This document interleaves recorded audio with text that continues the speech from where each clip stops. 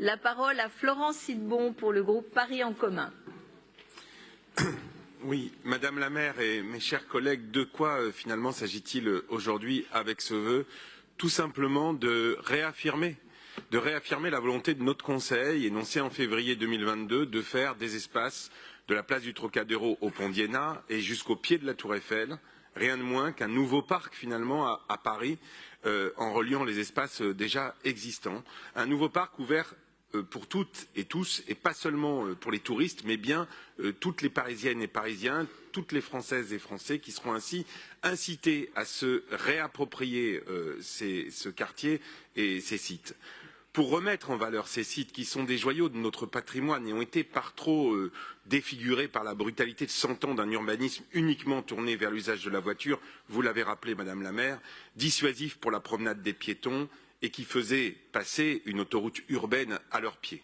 Le projet est le même que celui donc adopté le 8 février 2022 au Conseil de Paris, à l'exception des aménagements aux abords de la fontaine de Varsovie, puisqu'ils sont déjà en cours, qui ont donc déjà presque été réalisés, ils sont en cours d'achèvement, du parvis de la Tour Eiffel et du Champ de Mars, dont le réaménagement a été abandonné, et avec les modifications en marge nécessaires pour trouver le consensus et ne plus perdre de temps. Une continuité piétonne est plantée, augmentant les surfaces débitumées et végétalisées de plusieurs milliers de mètres carrés, encourageant tout d'abord la promenade piétonne, mais aussi les mobilités douces. C'est de cela qu'il s'agit, dans la droite ligne du PLU bioclimatique, du plan climat de la ville de Paris, et montrant ainsi que la lutte contre le changement climatique se conjugue avec la valorisation patrimoniale.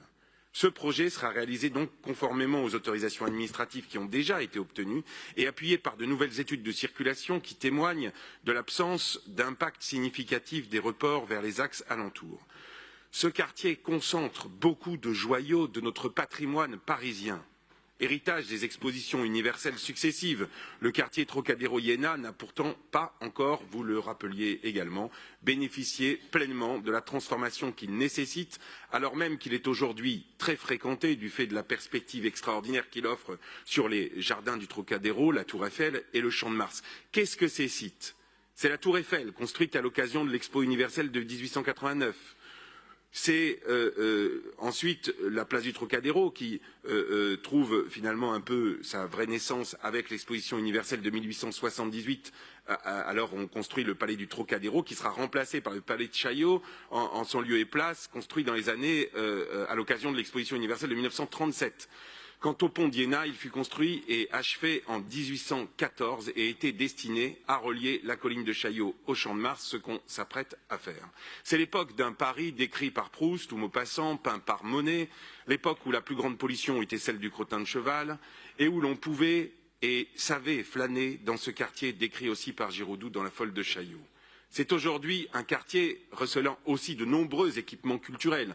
Le musée d'Iéna, le palais de Tokyo, le palais de Chaillot, évidemment pour n'en citer que quelques-uns. Et durant l'exposition universelle de 1900, le pont d'Iéna était d'ailleurs réservé à l'usage de l'exposition et la circulation était détournée vers d'autres voies. C'est ce qu'on s'apprête à faire avec les Jeux Olympiques et Paralympiques de Paris 24, qui nous donnent l'occasion de définir un héritage écologique et partagé de ce lieu emblématique de notre ville. Et l'organisation du site durant les Jeux préfigure ainsi son devenir pour être plus agréable et plus vivant. Il doit être donc davantage piéton, plus ouvert et plus vert. Nous sommes fiers que ce site soit un lieu d'épreuve et de célébration des Jeux Olympiques et Paralympiques et que cela soit l'occasion de le valoriser en consacrant pleinement sa vocation de lieu de promenade. Alors soyons fiers de poursuivre cette mise en lumière du site avec ce projet de piétonisation, de végétalisation de la place du Trocadéro et du pont d'Iéna.